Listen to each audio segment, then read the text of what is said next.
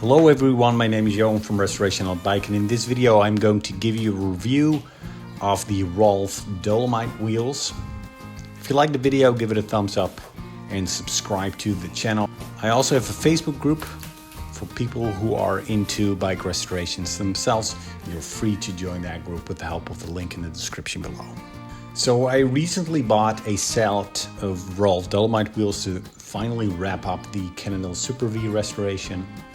The drivetrain of this bike was constantly having slipping issues, but it was only after I installed a new chain, new cassette, new chain rings, and a new bottom bracket that I discovered the actual problem was with the freehub body. So as a last-ditch resort, I researched vintage mountain bike wheels and decided to buy this absolutely gorgeous pair of blue anodized Rolf Dolomite wheels to match the blue of the custom paint job.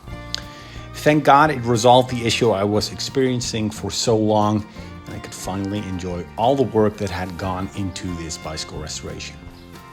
So in the late 90s, an engineer named Rolf Dietrich pitched the idea of a wheel design using less spokes to Trek, and Trek decided to license the brand name, and from 1997 started to mount their premium models with wheels with the Rolf brand on them.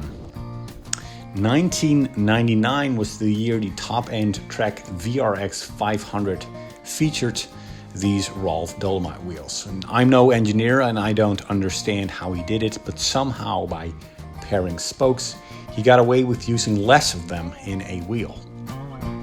Where a normal wheel would use traditionally 36 spokes, my Rolf Dolomite wheels would feature 24 spokes in the rear and 20 in the front.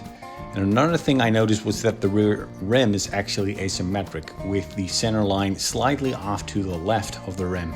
Again, no idea why that is, but it's another odd engineering touch for this wheel set. You can't imagine that having this amount of spokes on mountain bike was pretty revolutionary for the time, and I always thought they looked absolutely awesome. Even the skewers look good. And in 2001, the license stopped and Rolf went on to create his own company, which still exists under the Rolf premium brand name.